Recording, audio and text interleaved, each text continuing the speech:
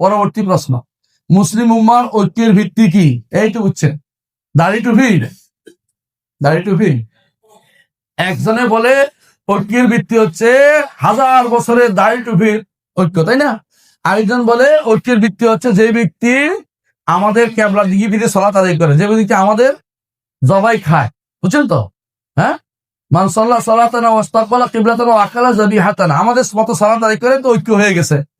এইটা যদি হইতো, আচ্ছা একটু চিন্তা করেন তো, খারেজিরা এটা করতো না?